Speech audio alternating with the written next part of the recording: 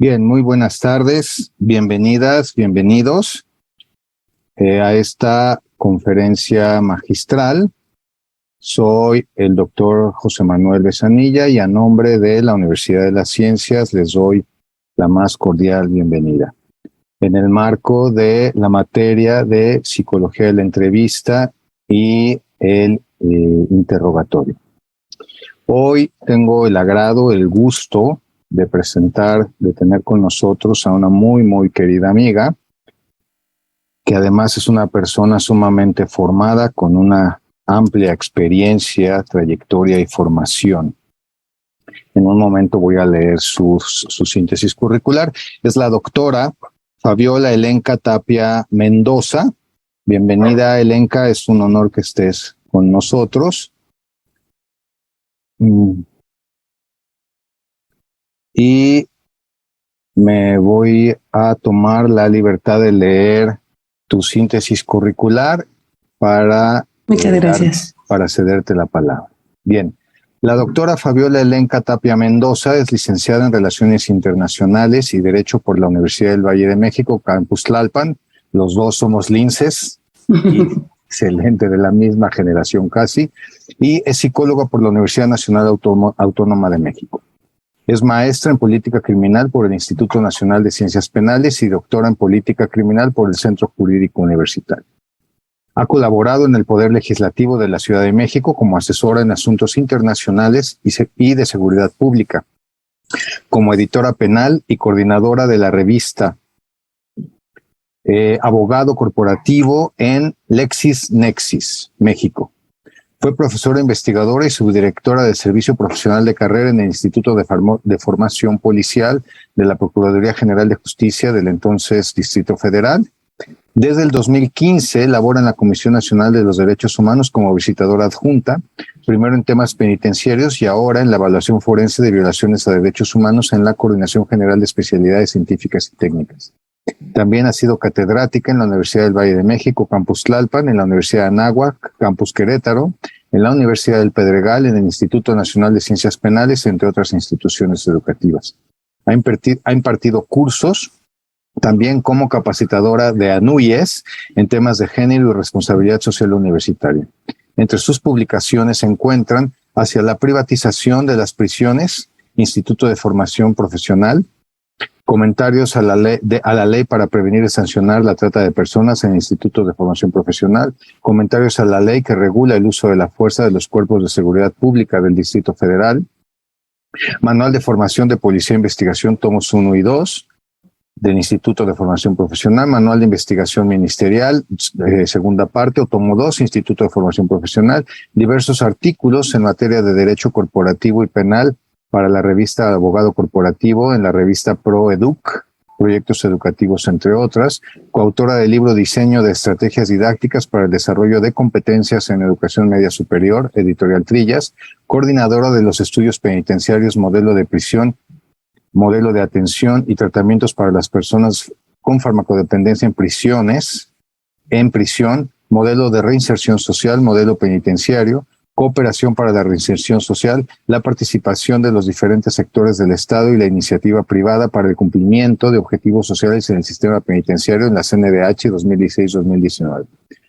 Ha sido coordinadora y coautora de los libros 1 a 4 del ciclo de cine debate del sistema penitenciario de adolescentes que infringen la ley penal, justicia restaurativa y penal de la muerte a través de un enfoque cinematográfico. Evaluadora y certificadora en competencias profesionales por conocer en los estándares de competencia SE0076, evaluación de competencias de candidatos con base en estándares de competencia, SE1104, promoción de la aplicación de reglas mínimas de Naciones Unidas para el tratamiento de los reclusos en reglas Nelson Mandela en el sistema penitenciario, SE1106, promoción de los principios y derechos del sistema integral de justicia penal para adolescentes. Bueno, para mí es un honor que nos acompañes, Elenca, y te cedo la palabra. Muchísimas gracias, José Manuel. Pues muchísimas gracias también a todos y todas ustedes que están aquí presentes para esta sesión. Y bueno, pues el honor es todo mío el haber sido convocada a estar platicando esta tarde con ustedes. Y bueno, Vamos a hacer primero un breve recorrido sobre el tema, sobre estos elementos mínimos del interrogatorio y del contrainterrogatorio, y posteriormente, si hay un espacio y que ustedes tengan alguna inquietud, podremos abrir a preguntas y respuestas. Si hay alguna inquietud en el inter, pues igual lo pueden ir levantando la mano para que vayamos resolviendo alguna de las dudas que puedan surgir. Y bueno, voy a proyectar la presentación para que sea un poco más ameno también estar viendo al mismo tiempo esta presentación. Esta conferencia se denominó Elementos Mínimos del Interrogatorio y Contrainterrogatorio, precisamente en el sistema de justicia penal. Me comentaba el doctor que ustedes ya han tenido, en cierta forma, algún acercamiento con este tema y que incluso ya han llevado a cabo alguna práctica. Hay algunas cosas que podríamos considerar y seguramente ustedes a lo largo de estas sesiones que han tenido con el doctor ya lo han podido asimilar, las diferencias entre estos dos elementos de entrevista e interrogatorio, ¿no? Finalmente, ambas buscan precisar u obtener información. La primera, la entrevista, puede ser desde el primer respondiente, desde un psicólogo que entrevista, desde cualquier persona que busque obtener información para, saber qué sucedió, ¿no? Finalmente, el tema de esta narrativa en la que el entrevistado le pregunta qué ha pasado, cómo lo vio, qué sucedió, finalmente se puede preguntar a las propias víctimas, a testigos, y allegarse de la información para comprender qué pasó en eso que se presentó. Y bueno, pues si es del sistema de justicia penal, pues tenemos que reconocer que tiene que ver con un delito, ¿no? En materia, por supuesto, de violaciones a derechos humanos, tenemos también que hacer una entrevista. A lo mejor no seremos los primeros respondientes, en algunos casos sí, cuando llegan las situaciones a presentarse, y como servidores públicos de algún organismo protector de derechos humanos nos acercamos al lugar y también indagamos qué es lo que sucedió. La otra parte es, ya teniendo información, esta información se busca precisar. Un interrogatorio, por lo regular, si llega a hacerse de manera directa, por ejemplo, en un presunto responsable frente a un imputado, incluso, ya sería un interrogatorio sabiendo ya muchos de los elementos y que se tenga suficiencia de estos elementos. Pero en realidad el interrogatorio ya se hace, muchas veces se confunde este concepto, finalmente también es parte de una entrevista interrogativa, porque ya se tiene algún concepto, algún dato, y se busca allegarse de más elementos. Pero en realidad, algo muy importante que se tiene que distinguir es que el interrogatorio y el contrainterrogatorio se hacen solamente ya en la etapa de juicio. ¿Okay? Entonces, ¿cuál sería la finalidad del interrogatorio y del contrainterrogatorio? Pues por una parte va a ser precisar las circunstancias de tiempo, modo, lugar y por supuesto la participación de las personas a las cuales están imputándose, ¿no? Dependiendo la posición que se ocupe, si uno es defensor, bueno, va a buscar desvirtuar la acusación del Ministerio Público, porque va a tratar de encontrar los más elementos posibles para desvirtuar absolutamente todo aquello que el MP haya presentado como prueba y que se haya admitido como tal. El Ministerio Público, por su parte, va a buscar hacer todo lo posible por acreditar lo que dijo en la acusación. Entonces, algo muy importante y que no se debe perder de vista, ustedes van a identificar que hay cosas que resultan muy interesantes. En 2008, que se hace la reforma al sistema de justicia penal, todavía hay muchos que le siguen llamando al nuevo sistema de justicia penal cuando ya pasó bastantes años, pero finalmente cuando se hace esta reforma, yo siempre he hecho mucho énfasis en que la reforma que más impacto ha tenido ha sido la reforma en materia de derechos humanos, porque una realmente viene a fortalecer a la otra. Si bien es cierto, una de las grandes intenciones de la reforma de 2008 fue generar un sistema mucho más benigno desde la perspectiva de poder presentar las pruebas, de que estas pruebas fueran admitidas o fueran desechadas y que no se obtuvieran con violación a derechos humanos, por ejemplo, o situaciones en donde se debería asumir en todo momento la presunción de inocencia. Si bien es cierto, todo eso viene establecido y se viene precisado en la reforma, no ha funcionado del todo así. Entonces, la presunción de inocencia, si bien la Corte ya ha establecido que en materia procesal va a imponer la obligación de arrojar la carga de la prueba al acusador, y el acusador, que es este Ministerio Público, va a hacer todo lo posible por demostrar que la persona a la cual está señalando fue responsable, no se debe dejar de lado que otros derechos son muy importantes. ¿Y por qué les planteo esto antes de entrar de lleno al tema? Porque la dignidad humana, la libertad, la honra y el buen nombre es muy importante que se lleguen a cuidar las formas dentro del proceso. Si bien es cierto, vamos a tratar de atacar la teoría del caso que presenta la contraparte, la intención no es que en ese proceso también nosotros hagamos una situación que pueda afectar de manera irreversible a una persona que probablemente no es realmente el responsable, ¿no? Por eso se está llevando a juicio un caso, para que sin lugar a duda pueda reconocerse que la persona o las personas imputadas son las verdaderas responsables del hecho. Entonces, mientras no se demuestre esa culpabilidad, tenemos que seguir considerando que la persona o las personas que están imputadas son inocentes, ¿no? Entonces, este principio opera también en situaciones extraprocesales y constituye un derecho a recibir la consideración y el trato de no autor o partícipe, ¿no? Por eso,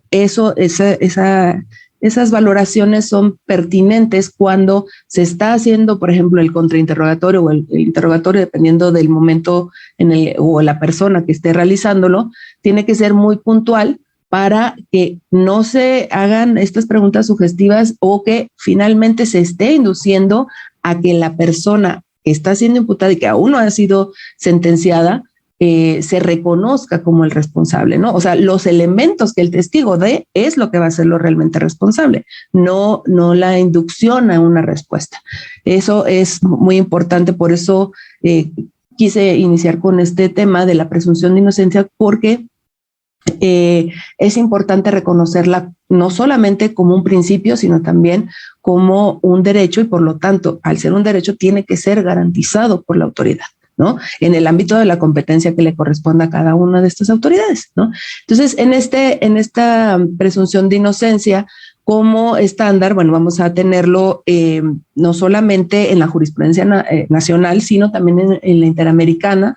Hay muchos casos que hablan de que muchas personas que estaban en juicio fueron interrogadas sin la presencia de su abogado, ¿no? En lo que anula por completo cualquier información que se pueda haber obtenido. No solamente es en el proceso de la entrevista que pueda llegar a hacerse una prueba nula, sino ya cuando se admite la prueba y que se está interrogando, todo lo que se diga va a quedar sin un sustento, porque no estaba la representación de la persona, ¿no? Ni la representación social, por ejemplo. Si falta alguno de ellos y aún así se procede, que lamentablemente, viendo muchas de las sentencias interamericanas, se procede de esa manera, pues entendemos que puede haber pues no solamente vicios en el proceso, sino que cualquier información que haya sido plasmada tendría que ser desechada de manera inmediata.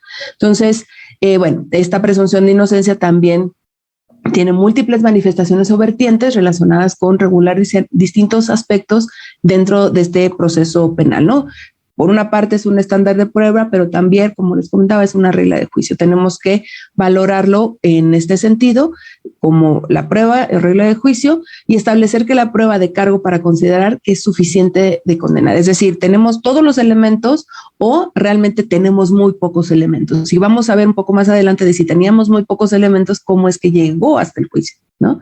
Entonces, nuestra fortaleza de la teoría del caso es porque tenemos todos los elementos suficientes para ya sea defender o imputar, ¿no? Entonces, la norma que establece a cuál de las partes perjudica el hecho, que no se satisfaga el estándar de prueba, bueno, va a ser a quien determine que no, al no haber estos elementos, se deba absolver al imputado. Bueno, en el Código Nacional de Procedimientos Penales, dando continuidad a esta lógica de la garantía respecto de los derechos que se plasman, y recordemos que el testimonio también es una prueba, o sea, cuando ya se admiten los testimonios es porque ya ese dato de prueba que se obtuvo de las entrevistas y que ya se plasmó, ya viene a desahogarse, ya viene a presentarse como una prueba, ya no es un dato de prueba, ya se admitió como tal y por lo tanto ya es el momento en el que el juez va a poderlos escuchar, ¿no? En esos principios de manera directa, poder allegarse de la información y no solamente como antes sucedía en documentales, ¿no? Porque una cosa es lo que se plasma y otra muy diferente lo que se escucha, el ver las reacciones tanto verbales como no verbales, o sea, es decir, darnos cuenta de cómo está enfatizando, cómo está pronunciando, el temor con el que lo pronuncia, las confusiones que pueda llegar a tener. Todos esos elementos son valorados y tienen que ser incluso muy bien analizados por la otra parte para que sean estrategias para el contrainterrogatorio.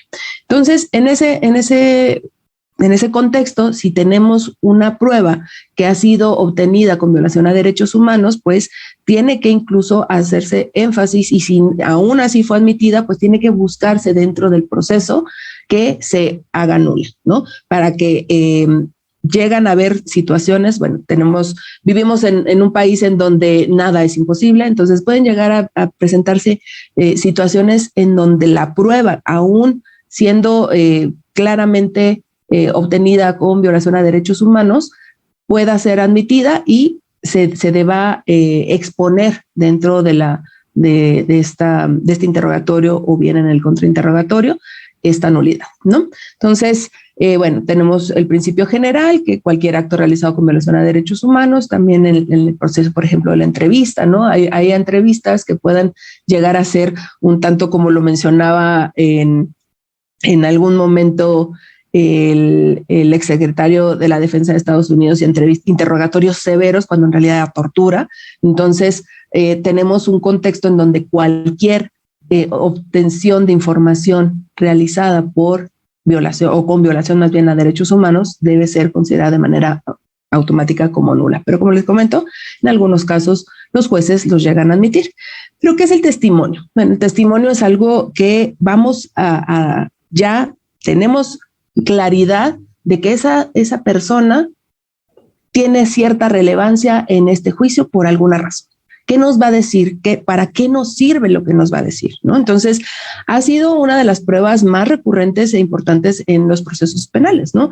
Y su importancia básicamente radica en que en el ámbito jurídico, pues ha buscado soportar las teorías del caso. En este planteamiento de yo presento mi teoría del caso dependiendo la parte en la que ocupe y bien necesito que esta persona rinda ese testimonio para fortalecer lo que yo estoy diciendo. Mi defendido es inocente o al que estamos acusando es responsable del hecho. Entonces, por eso, como les comentaba, el juez tiene la oportunidad de apreciar absolutamente todo lo que diga.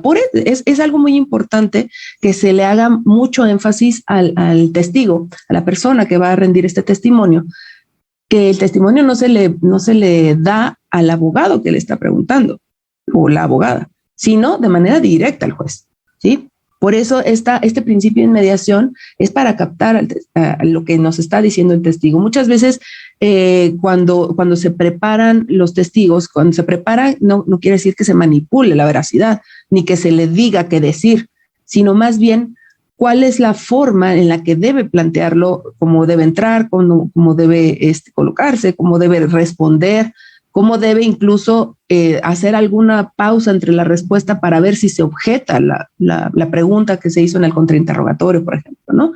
Entonces, esa inmediación es muy importante porque logra captar absolutamente todo lo que nos quiere incluso no decir el testigo, ¿no? Entonces, nada más para recapitular los principios del sistema de justicia penal que tenemos, bueno, es la publicidad, ¿no? Estos juicios en donde puede acceder todos aquellos que tengan un interés legítimo en el caso. Y bueno, la contradicción, cada una de las partes va a presentar su teoría del caso, la concentración se va a buscar que se resuelva lo más rápido desde una perspectiva de los elementos que tenemos, los vamos a ir hilando y vamos a procurar que no solamente se presente de una manera ágil, sino también se le dé continuidad, ¿no? Y bueno, la inmediación de manera directa, ¿qué es lo que sucede con el juez frente a las personas que están siendo testigos y testigas de un hecho, ¿no? El interrogatorio es la manera como la prueba testimonial se presenta y practica ante el juez. Hago mucho énfasis en esto porque van a ver determinados videos que en algún momento llegan a consultar, y muchas de las respuestas a veces son dirigidas a los abogados, ¿no? Entonces, sí es importante, incluso puede reconocérselo o indicársele a la persona que está dando testimonio que la respuesta se le dirija al juez, ¿no?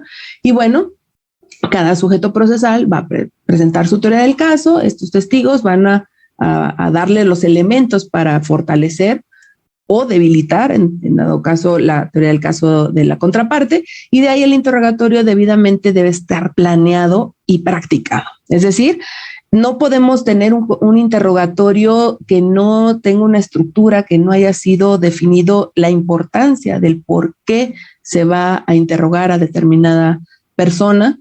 Y finalmente el contrainterrogatorio, si bien es cierto, hay menos tiempo para la planeación, hay elementos que dentro del mismo proceso que se está dando la información en el contrainterrogatorio ya vamos a ir obteniendo. Vamos a ir definiendo estas técnicas que se van teniendo tanto en el interrogatorio como en el contrainterrogatorio.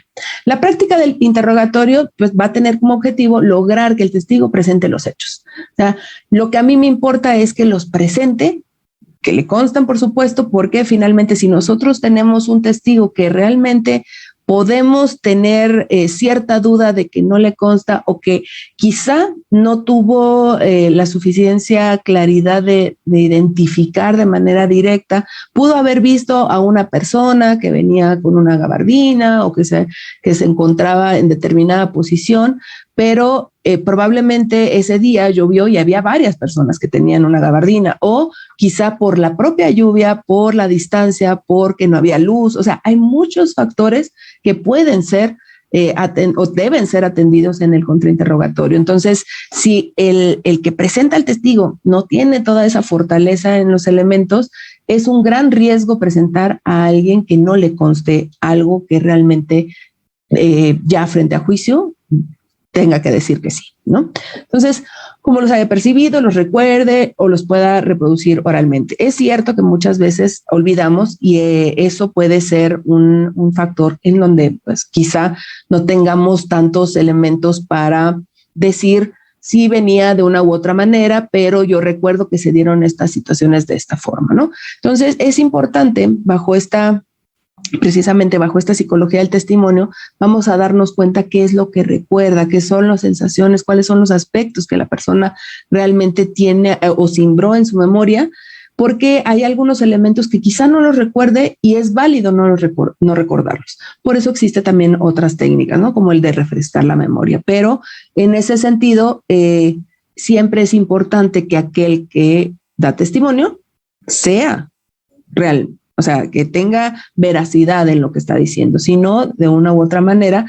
puede incluso haber un delito de por medio, ¿no? Entonces, algo muy importante que siempre se debe considerar y que debe tener presente cada una de las partes, tanto el abogado como el Ministerio Público, es que en el interrogatorio o en el contrainterrogatorio, el protagonista va a ser la persona que está dando ese testimonio, el testigo.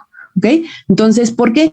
Porque muchas veces se trata de argumentar o se trata de lucir el abogado y realmente se pierde lo que la persona viene a decirnos. Entonces, eso es interesante y es muy importante que siempre se tenga presente. Entonces, la función del interrogatorio, vamos a presentar el testimonio de una manera efectiva, lógica y persuasiva. Son los 3 elementos que vamos a tener presentes. ¿Por qué la efectividad? Bueno, para comprobar la teoría del caso. O sea, ¿qué tanto eso que van a decir es importante y debe ser dicho?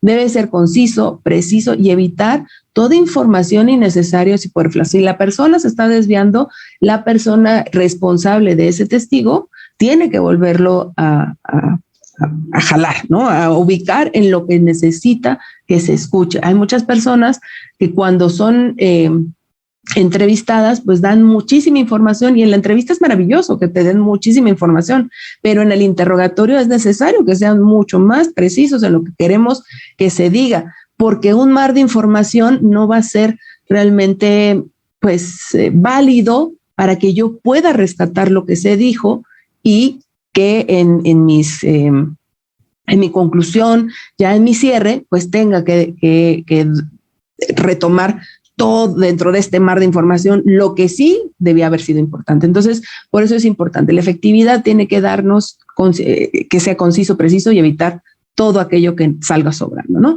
Hay que dejar todo lo que no sea relevante. La lógica, para obtener un relato coherente de los hechos donde se destaquen los puntos claves del testimonio, pues debemos realmente hacer algo de impacto. O sea, tenemos que generarle que lo que se está diciendo realmente pudo pasar. O sea, que lo que pueda imaginar el juzgador tenga lógica. Si uno plantea, no, bueno, yo estaba desde un globo aerostático y vi en ese momento que había un homicidio y pude identificar perfectamente a las personas, bueno, a lo mejor podría ser, pero desde qué dimensión estaba, por qué estaba ahí, o sea, cuáles son las circunstancias en las que sí me pueda sonar lógico el testimonio, ¿no? O sea, hay cosas que puedan sonar inverosímiles, pero dentro de la narrativa ya ir adquiriendo esa lógica y que el juez se vaya haciendo una idea y que realmente se le pueda fijar en la memoria. Sí, y si el juez dice, no, es que eso no pudo haber pasado. O sea, simplemente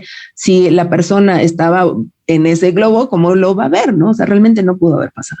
Y simplemente se pierde de lo que nos está diciendo el testigo. O sea, cualquier información, si no suena suficientemente lógica para el juzgador, pues simplemente se desecha. Y por lo tanto, no es un elemento que nos vaya a servir para un buen cierre de nuestra teoría del caso.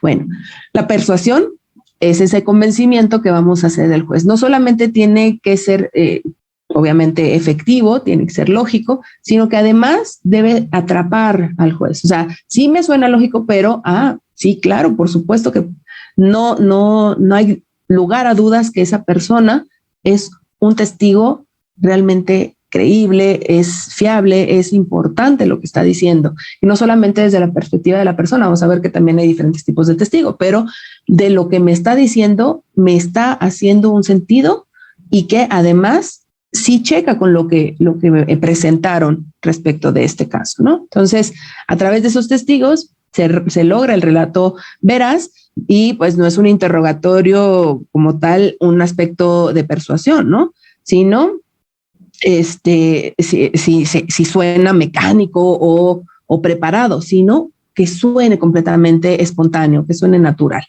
Eso es lo que realmente hace que se logre la persuasión. Si suena que se está memorizado, que está preparado, bueno, pues a lo mejor sí puede ser efectivo, muy concreto, lógico, pero no me convence del todo, ¿no? Suena muy mecánico. Entonces eso es importante que también se logre en el testigo. Con el interrogatorio se persigue claridad y credibilidad del testigo. En el interrogatorio, el centro, como les comentaba, de atención es el testigo. Y esa credibilidad va a ser determinada de quién es. O sea, quién es esa persona que lo llamó el defensor para que diera testimonio y realmente tiene algún vínculo con la persona imputada.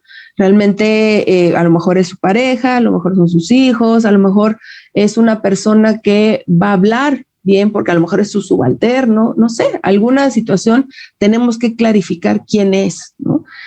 ¿Qué dice? O sea, ¿qué es lo que viene a comentar? ¿Qué nos está demostrando o qué nos va a abordar o abonar para lo que nosotros queremos entender. ¿Y cómo lo dice?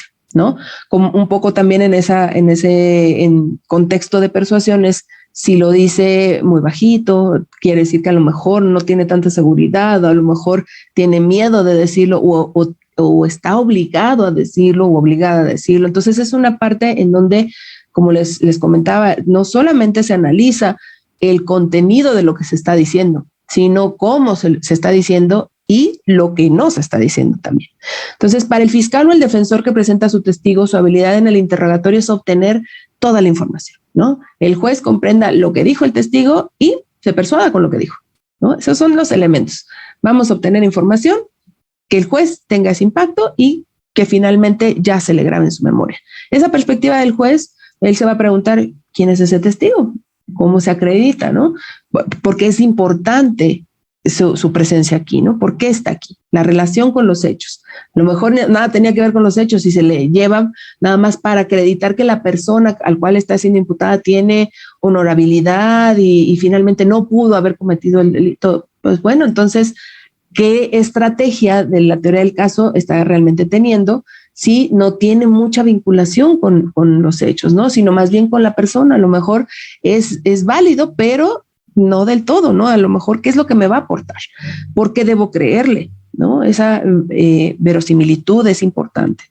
Y bueno, en el desarrollo del interrogatorio vamos a, en algunos casos, hay, sobre todo en América Latina y en algunos otros países, en donde establecen cierto orden para la presentación de testigos, ¿no? En el desarrollo del interrogatorio, de acuerdo al artículo 372, pues ya una vez que se otorga la protesta y realizada la identificación, el juzgador que va a presidir la audiencia, bueno, en este caso, este tribunal, concederá la palabra de la parte que propuso el testigo, ya sea el abogado o el Ministerio Público, ¿no?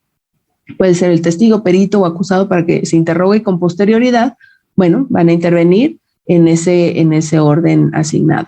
La parte contraria, de manera inmediata que ya se hizo el interrogatorio, una vez que se concluye el interrogatorio, se da la oportunidad de que se contrainterrogue al testigo, perito o acusado, ¿no? Entonces, esa sería como el orden. El propio juez es el que va a establecer quién comienza, ¿no? Si el Ministerio Público o el abogado con sus testigos, y obviamente quien contrainterrogue será la contraparte, ¿no? Entonces, en ese sentido, bueno, vamos a necesitar, ya una vez que estemos, ya tengamos todos los elementos, tengamos a los testigos que vamos a incorporar para que den su testimonio en el juicio, hay que hacer una planeación, ¿no? ¿Cómo los vamos a presentar? ¿Quiénes realmente? A lo mejor hay muchos, y hay muchos que me pueden servir y hay otros que definitivamente no me van a servir para mucho, o hay muchos que van a repetir lo mismo. Entonces, ¿a quién voy a seleccionar? Porque no voy a saturar una audiencia con el testimonio que me diga exactamente lo mismo. A lo mejor, como una estrategia, puede ser funcional con 3 o 4 personas máximo, y eso ya exagerando, ¿no? Pero si nosotros tenemos muchísima información y tenemos mucha gente, tenemos que seleccionar a aquellos que puedan realmente tener ese impacto, esa efectividad, esa lógica, esa persuasión. El interrogatorio efectivo va a requerir de una planeación. Entonces, esa planeación siempre, nuestro hilo conductor es la teoría del caso. ¿Qué queremos demostrar? Que permita saber qué aporta el testigo, cuáles son las fortalezas y debilidades de este y cuáles son los temas básicos que debe examinar en ese testigo. En qué orden presentar los testigos, cómo orientar éticamente al testigo, eso es muy importante. O sea, es decir, vamos a darle un enfoque, más no manipular lo que debe decir, ¿no? Cómo acreditar al testigo, cómo desarrollar lógica persuasivamente el testimonio a través de la narración previa. Gran parte de estos interrogantes pues van a resolverse en la entrevista con el testigo, ¿no? O sea, hay elementos, es decir, nosotros tenemos que tener o debemos acercarnos previamente al testigo.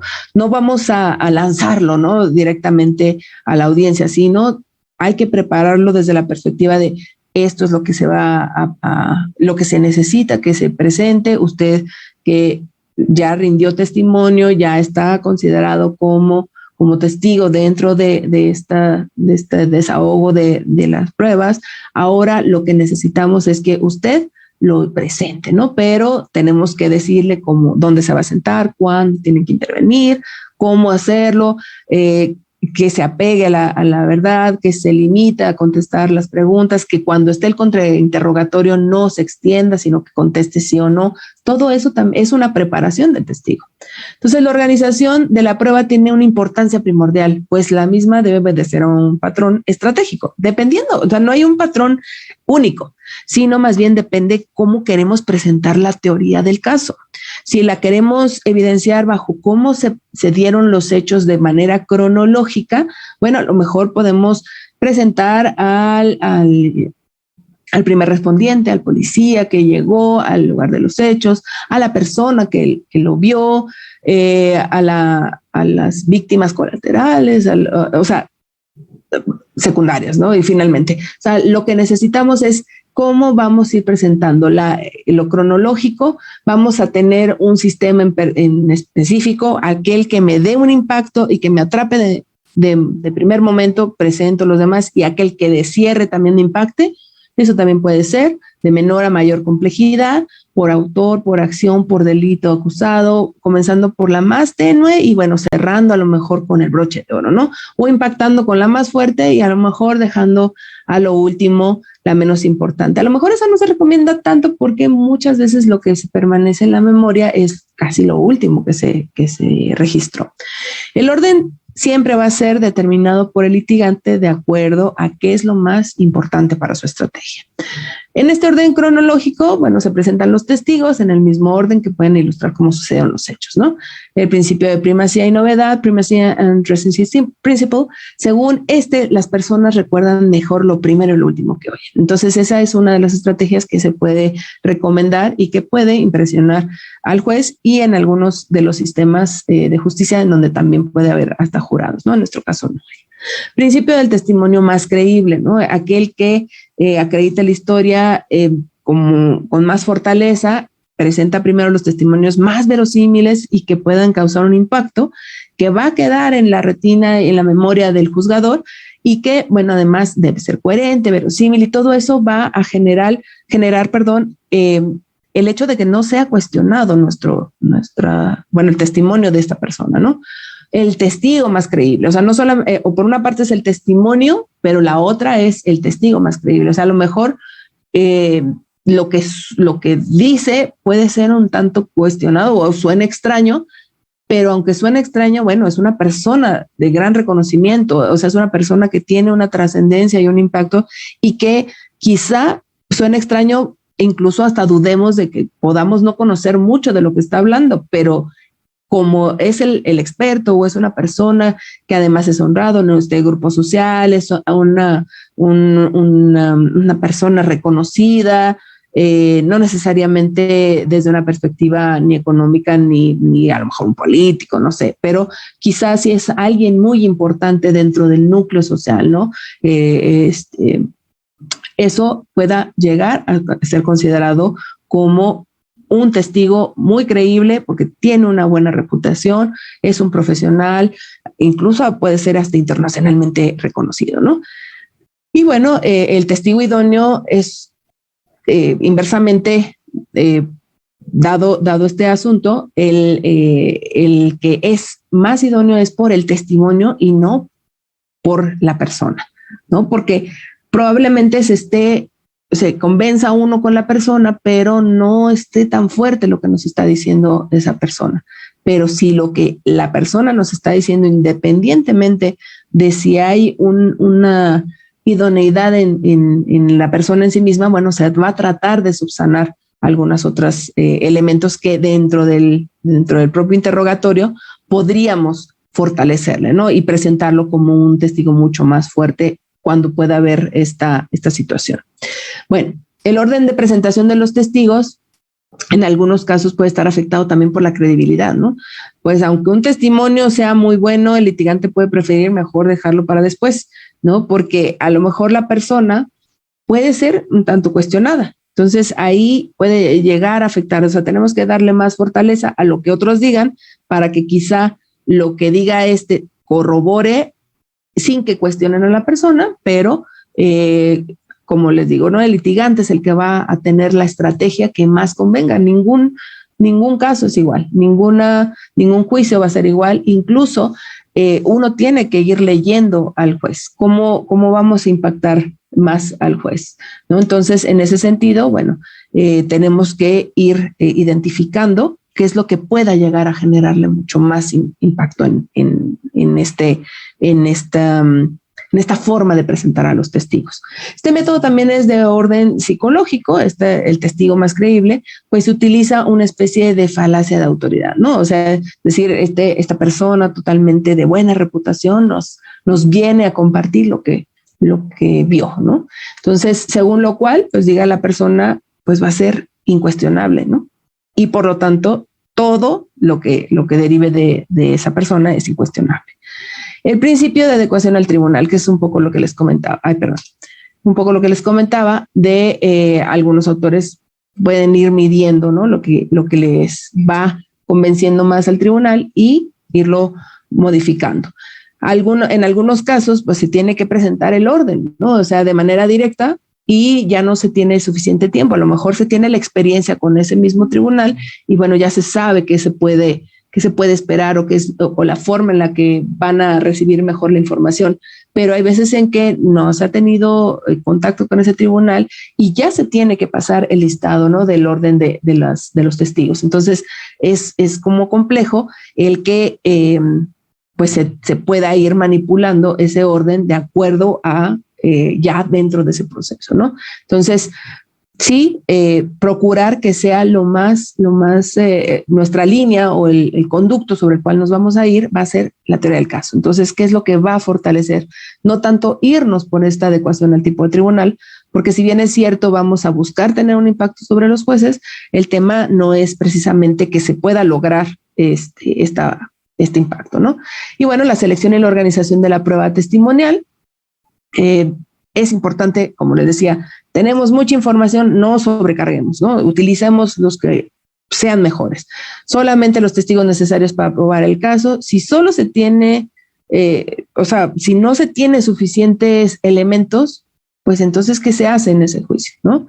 Si no hay forma de demostrar ni la responsabilidad ni la inocencia, entonces no se puede sostener una buena teoría del caso, ¿no? Entonces, ahí sería forma de cuestionar de origen por qué se llegó hasta ese momento.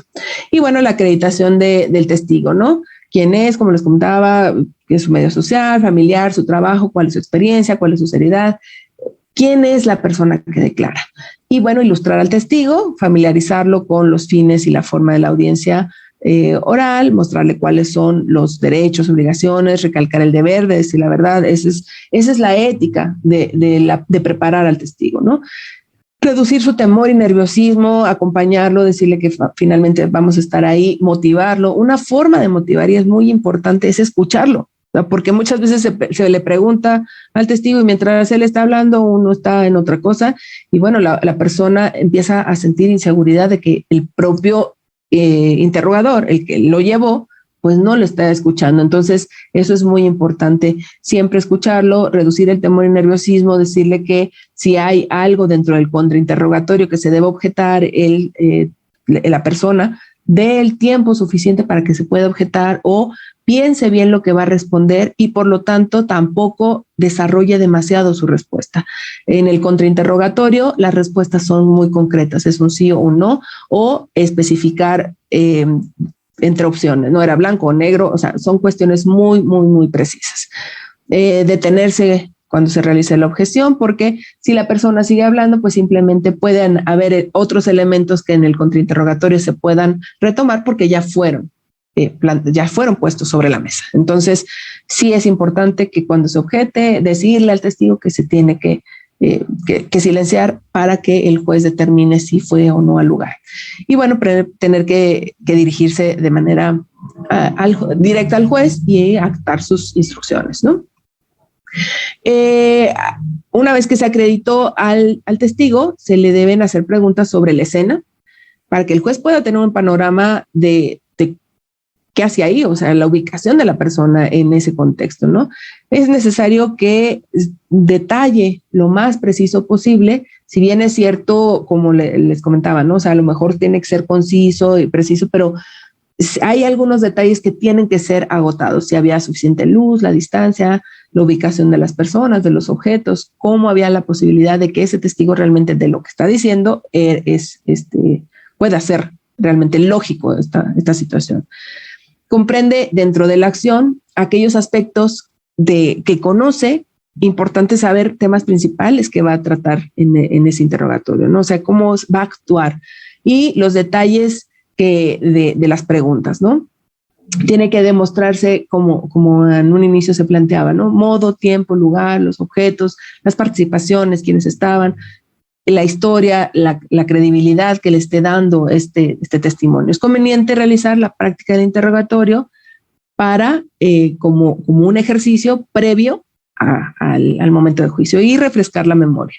Los valores que deben guiar su testimonio deben ser siempre muy claros sobre el tema de la verdad y que se busque la justicia. Si hay algo que no recuerde, puede decir no recuerdo, cuando en realidad no lo recuerde, no para una estrategia de evasión de responder una pregunta, porque en determinado momento en el contrainterrogatorio pueden salir esos elementos.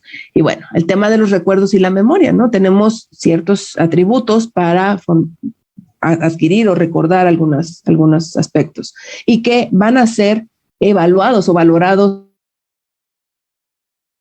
por el juez en el momento en el que se esté prestando testimonio. Los contextuales, los sensoriales y las operaciones cognitivas. Las dimensiones que generalmente diferencian los recuerdos según su origen, si tienen un origen externo, son más atributos contextuales que tienen que ver con los espacios, los tiempos, en qué momento se dio, en dónde se dio, qué olía, cuáles eran los sonidos, cuáles eran lo que estaba, pues, en cierta forma sucediendo.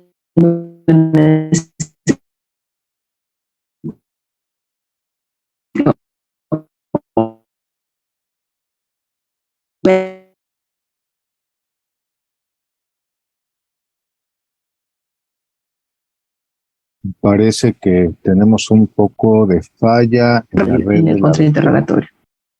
Tuvimos una pequeña falla en tu red, doctora. Te perdimos unos 30, 40 segundos. Ok. Muy bien. Entonces, bueno, vamos un poco a retomar esta parte de los tipos de atributos que pueden formar parte de los recuerdos. Ese es ahí donde nos perdimos. ¿Sí? Bueno, son los contextuales, sí, sensoriales y operaciones cognitivas. En estos, el origen externo son estos atributos contextuales, qué es lo que realmente vio, en qué momento, qué hora del día era, si era de día, si era de noche, o sea, todos estos elementos. Los sensoriales, qué olió, qué oía, ¿no? ¿Qué se percibía en ese momento? O sea, a lo mejor sabíamos que había llovido porque olía a esta lluvia, ¿no? Que tiene un nombre muy particular, no lo recuerdo, pero el origen interno es esto que sí van a atacar en el contrainterrogatorio. Yo recuerdo haber visto, me sentía nervioso, yo pensé que era un arma, o sea, cualquier cosa que estas operaciones cognitivas, este ataque del testimonio que no pueda ser completamente comprobado, ¿no? O sea, yo puedo decir que estaba aquí porque o olí o escuché o demás situaciones porque puedo decirlo como tal. Lo que yo genere en mi pensamiento o lo que yo creí, bueno, es otra cosa completamente diferente, ¿no? A lo mejor eso me pueda permitir dentro del interrogatorio obtener información de por qué lo creíste, ¿no? O qué es exactamente dentro de esa perspectiva, pero eso estamos abriendo una puerta que seguramente va a ser atacada en el contrainterrogatorio, ¿no? Las de origen interno. Y bueno, el esquema del interrogatorio debe ser siempre, como les comento, es una situación muy planeada. O sea, si bien es cierto, vamos a elegir cuál va a ser el orden de los testigos, también vamos a entender cuáles son los hechos que van a ser relevantes para la teoría del caso, cómo debo presentarlos, qué detalles auxiliares enriquecen el testimonio, ¿no? Identificar también algunos vacíos o debilidades que pueda tener el testigo con el fin de anticipar lo que viene. Es decir, si yo sé que en determinado momento hay un punto débil, porque ningún testigo es un fuerte total, hay un punto débil, sé que eso en el contrainterrogatorio va a aprovecharlo si mi contraparte pone atención al testimonio. Entonces, a lo mejor voy a tratar de aligerar que eso no se note tanto y fortalecer mucho más otros aspectos. La preparación en la secuencia o esquema en el que se desarrollará el interrogatorio va a permitir la conducción de ese interrogatorio y nuevamente, a lo mejor, si se está dispersando, retomarlo, ¿no? E ir verificando que todos los elementos relevantes sean realmente importantes para mi teoría del caso. Si no, pues nada más se presenta a alguien y pues, ¿de qué me sirvió, no? Llevar un orden o secuencia lógica e incluir algún detalle especial del testigo. El esquema, bueno, se da de esta manera, ¿no? Acreditamos el testigo, temas claves, nombre, edad, estado civil, estudios, en qué trabaja, ubicación o residencia. ¿Por qué es importante? Bueno, porque le vamos dando ya un cierto perfil de quién es, ¿no? A lo mejor es una persona que es lo que queremos convencer, no es una persona que es realmente considerada como un guía espiritual incluso, o alguien muy importante dentro de la comunidad, es alguien reconocido, o es un profesionista importante, internacionalmente reconocido. O sea, todo lo que nos pueda dar una acreditación del testigo, mostrar la relación con los hechos, describir o pintar la escena de los hechos, la visibilidad, la distancia, la ubicación de los sujetos, mostrar la acción antes, durante y después, ¿no? ¿Qué hizo la víctima? ¿Qué hizo el testigo? O sea, todo eso es describir la película, pero con la voz del testigo. Y bueno, algunas observaciones es importantes que se tome en cuenta como esas debilidades que les comentaba, ¿no? Aquí me pueden dar, es un punto débil, entonces tengo que hacer una anotación. Ha tenido problemas con el acusado y por lo tanto a lo mejor pueda llegar a decir algo que no sea tan fuerte, ¿no? O que incluso me lo cuestionen.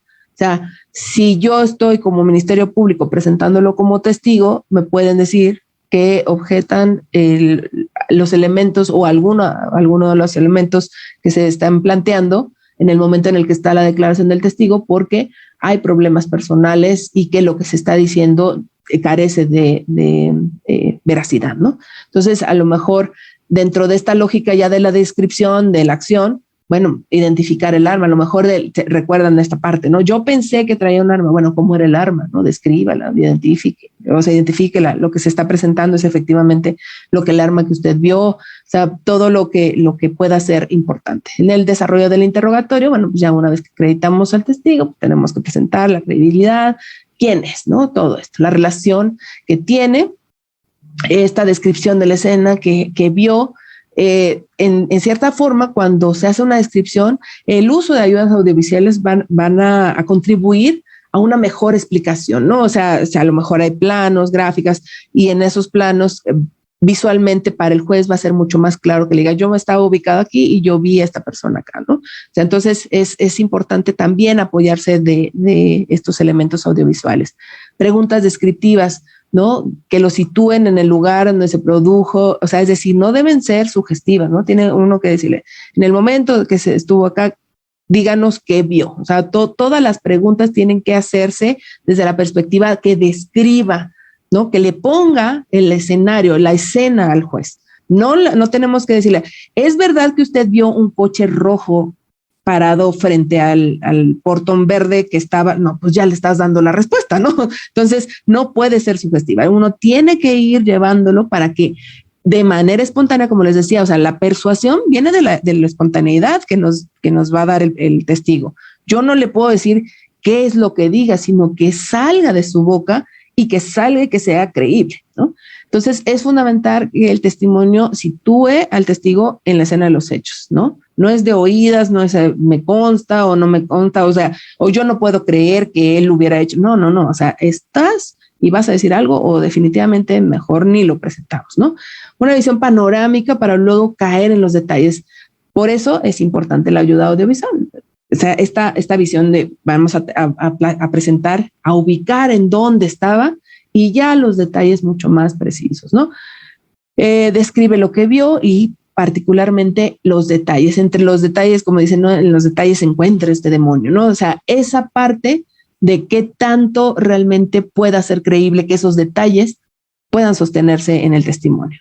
Hay cosas que pueda situar a la persona en el lugar, en el tiempo, en la forma y demás, pero los detalles son difíciles. Y cómo yo puedo, siendo la contraparte en el contrainterrogatorio, es, ¿usted utiliza lentes o sí? ¿Qué grado, la graduación que utiliza es de más de 20? ¿Sí o no?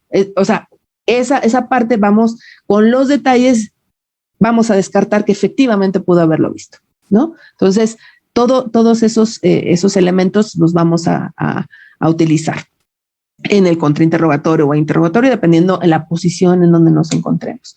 Presentación de los hechos por el testigo, qué acción observó, preciso y atenerse en los temas esenciales, no apresurarlos. Es importante que muchas veces los testigos están incómodos o a lo mejor es la primera vez que están ahí o que incluso tienen miedo porque en determinado momento también algún policía o el propio Ministerio Público. Vivimos, como les digo, en un país en donde todo puede pasar, ¿no? Llegó a amenazarlos de si no decía la verdad o si lo que estaba diciendo podía tener ciertos vacíos, podía ser incluso incriminado. 1000 cosas que puedan poner nervioso o nerviosa a la persona que está dando testimonio. Entonces, tratar de relajarlo, que todas las cosas las vaya diciendo con la pausa suficiente, que sea comprensible, porque hay veces en que lo que quieren es salir lo más pronto posible de ahí, ¿no? Entonces, eso no nos conviene. Vamos a tratar de irlo llevando y tratar de escucharlo y darle la pauta que necesite, el tiempo que necesite para decir las cosas, ¿no? Por supuesto, vamos a tratar de que tenga también esa espontaneidad y que sea lo más natural, ¿no? O sea, tampoco vamos a dejar que, se quede ahí horas, pero buscar que sea lo más natural para que se vayan revelando los hechos por sí mismos, ¿no? En el lenguaje, en lo que está compartiendo. Siempre se debe atender al qué, cómo, cuándo, dónde, por qué, cuántos, ¿no? Todas las preguntas que sean suficientes para llegar a lo que queremos dar. Preguntas, ¿no? ¿Cuáles van a ser las que vamos a utilizar? Bueno, las preguntas abiertas permiten enfatizar los eventos importantes, ¿no? El testigo va a revelar esos hechos por sí mismo y, insisto, no deben ser sugestivas porque pueden ser objetables. O sea, si yo ya estoy dándole pauta sugestiva o que tenga un tinte de sugestión, voy a seguramente, si el Ministerio Público, en el caso que sea yo el abogado, está despierto, me va a objetar lo que yo estoy preguntando, ¿no? Y entonces el hecho de que objete cada una de mis preguntas va a demeritar lo que yo realmente quería que dijera el testigo, ¿no? Entonces es importante ir llevando estas preguntas a lo que más se puede. Y si uno es testigo, bueno, también procurar pues contestar lo que se les está preguntando, ¿no? Las preguntas deben ser cortas, precisas y sencillas. ¿Por qué sencillas? Tienen que ser comprensibles para todos. Nosotros no podemos asumir que todo testigo es una persona que es letrada, una persona que está familiarizada con el contexto del sistema. O sea, no podemos asumir absolutamente nada del testigo. Entonces, tiene que ser un lenguaje transparente, un lenguaje comprensible para todos y que no solamente para la persona a la cual le está uno preguntando, sino también las cosas que nos está la persona diciendo. Y a lo que voy es esto, muchas veces tenemos personas que tienen un lenguaje muy desarrollado y que puede ser incluso hasta confuso lo que pueda estar diciendo, porque es muy técnico o porque es muy, muy específico, a lo mejor es un perito y necesita ser mucho más concreto en lo que está diciendo desde el lenguaje técnico de su expertise. Entonces, sí es pertinente que en esa preparación uno procure decirle con claridad que si hay algún concepto que es técnico, procure de manera inmediata situarlo a un lenguaje mucho más accesible, ¿no? Es parte de esa preparación, ¿no? Entonces, mientras más claras y comprensibles tanto sean las preguntas como las respuestas, el juez las va a entender mucho mejor. Y orienta más fácil ese interrogatorio. Evitándose cualquier respuesta demasiado larga, ¿no? O sea, hay que ser como muy, muy acotado. O sea, si bien es cierto, no como en el contrainterrogatorio, en donde la opción nada más es un sí o un no, es acotada la pregunta, pero lo que se va a buscar es que tampoco se me vaya, ¿no? Se pierda en la respuesta. Preguntas de transición. Algunas van a permitir cuando ya se concluya y que veamos que ya no se presente, bueno, vamos a dar el momento para pasar a otra, ¿no? Esa transición a otra, ¿no? Realizar preguntas para reconducir al testigo cuando se nos esté yendo, vamos a precisar puntos y que se busquen las que sean mucho más específicas. Insisto, escuchar las respuestas del testigo. Si una persona que está presentando mediante el testigo o está fortaleciendo más bien su teoría del caso, no le hace caso, pues vamos a esperar que el juez realmente le haga caso. Si tu propio testigo no le estás haciendo caso, no estás dando una buena señal.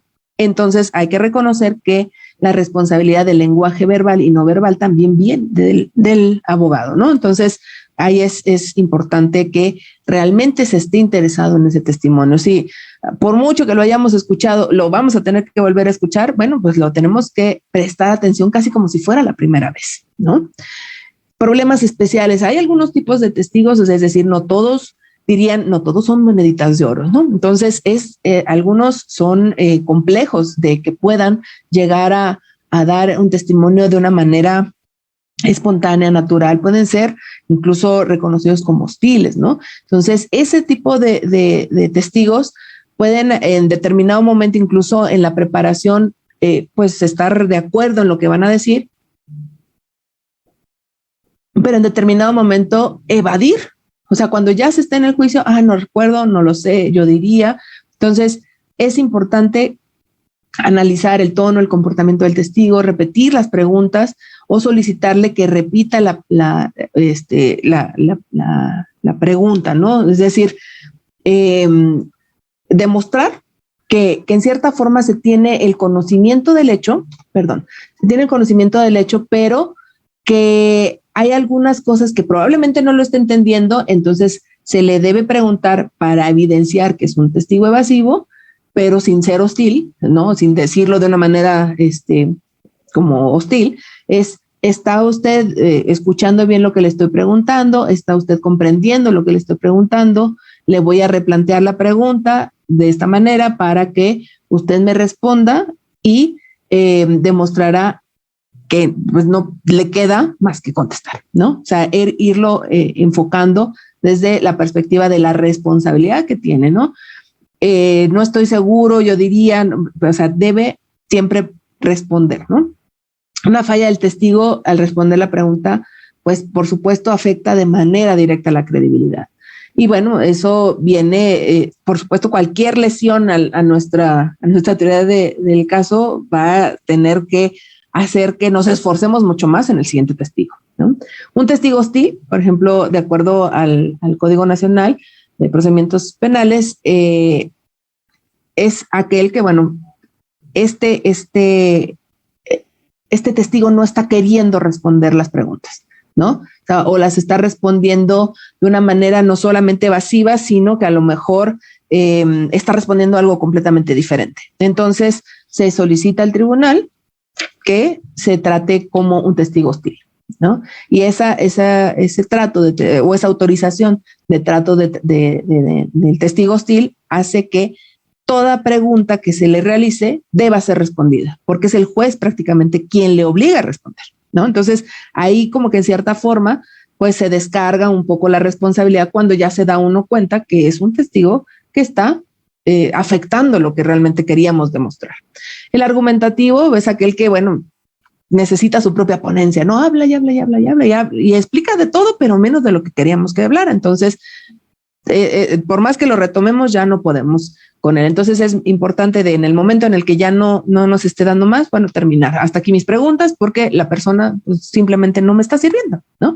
Y los testigos especiales, hay testigos que por su edad, por su inteligencia, por su discapacidad o por el tipo de delito, por ejemplo, son víctimas o a lo mejor fueron no la víctima directa, pero sí alguien que presenció el hecho y que está muy vinculado con la víctima directa o era familiar de la víctima de feminicidio, por ejemplo. Entonces ahí son cosas que tienen que ser tratadas desde una perspectiva de testigo especial, ¿no? Entonces, en algunos casos puede ser que no se encuentre dentro del mismo espacio para ser interrogado o contrainterrogado, sino se haga el contrainterrogatorio mediante una videollamada, o sea, cosas que se utilizan como estrategia para garantizar la seguridad de la víctima o del testigo en este caso, ¿no?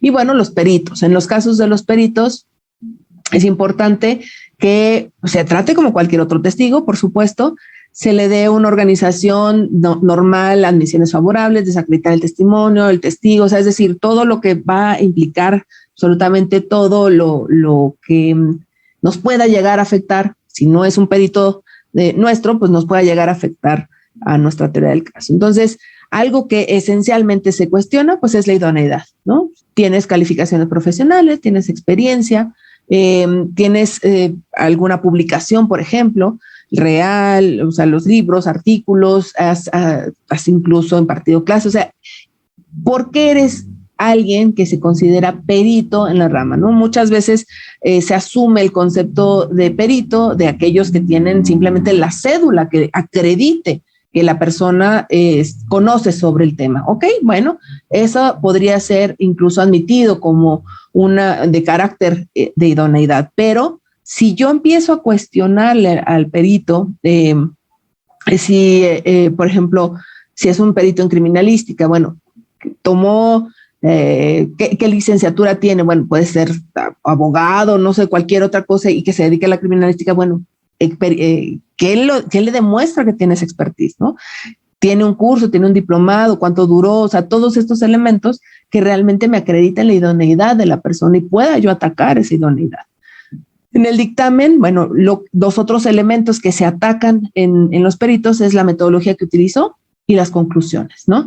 Entonces, para eso tenemos que leer el dictamen, tenemos que entender lo que dice y si no lo entendemos, tenemos que allegarnos de alguien que nos explique efectivamente lo que el dictamen está planteando y lo que puede o no llegar a afectar en el caso que nosotros estamos presentando, ¿no? ¿Quién lo elaboró? ¿Quién efectuó la prueba? Si se contrató, cuánto obtuvo, ¿no? O sea, hay muchos elementos que podemos utilizar dentro de la entrevista con los peritos. La lectura para apoyar la memoria, para demostrar, hay algunos peritos que, bueno, hicieron algún dictamen y que en el momento en el que son llevados a juicio, pues ni siquiera, o ya ha pasado mucho tiempo y puede tener presente algunos elementos de su dictamen, pero hay algunos otros que pudiera no recordar. Entonces, como estrategia también se da esa lectura para apoyo de memoria, se le presenta, se le pide que lo lea y bueno, ya hace un refresco de memoria en ese proceso, ¿no?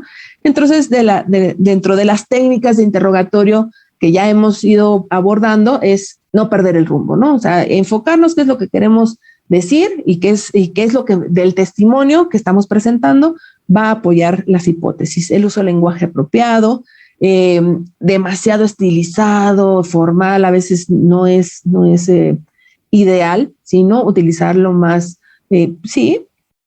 regular, coloquial, pero no caer tampoco en lo burdo, ¿no? O sea, sino más transparente.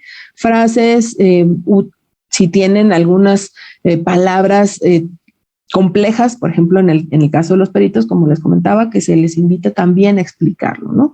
Y olvidar los formalismos dentro de un proceso, eso ya de por sí en un sistema de justicia ya es reiterativo el tema de los formalismos. Entonces, buscar que ese formalismo se guarde y que más bien lo que se diga sea lo que se comprenda.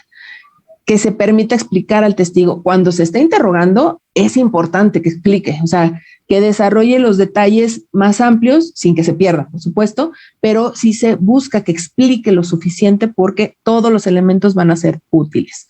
Observar y escuchar al testigo, no dejarle, o sea, si no le estoy poniendo atención, si es mi propio testigo, pues simplemente el juez tampoco. Tomar apuntes, hay algunos aspectos que me van a servir para la discusión final, ¿no? Para argumentar mi cierre. Entonces, esto que se dijo, si bien ya a lo mejor ya lo he escuchado antes, hay forma o hay elementos que se dijeron ahí y que sabemos que tuvo impacto en el juez, lo vamos a retomar para poderlo sacar en mi debate de cierre, ¿no? Bueno, más bien en mi cierre. Y un listado de áreas que se deben cubrir, ¿no? Si bien es cierto, ya preparamos al testigo y sabemos que vamos a preguntar en determinado momento, pudiera llegar a surgir algo, entonces se toma nota y preguntar, ¿no? Orientar esto. Y bueno, los apoyos visuales también es importante, el ritmo, el tiempo del interrogatorio, o sea, darle su espacio, iniciar y terminar con fuerza, el lenguaje verbal y no verbal, o sea, todos estos elementos se deben de tomar en consideración, las formas de interrogar, debe comprobar sus hipótesis, esta teoría del caso, entonces también todo lo que se pregunte tiene que tener un objetivo. Muchas veces si no prepara lo que se va a preguntar, pues simplemente se nota, ¿no? Entonces, ¿cómo esperemos que el testigo vaya a decir lo que queremos que diga, ¿no? Las preguntas narrativas pueden requerir también una respuesta narrativa. ¿Hay alguna pregunta por acá? Perdón. ¿No? Sí, porque estás concentrada en algo. Me duele el pulmón.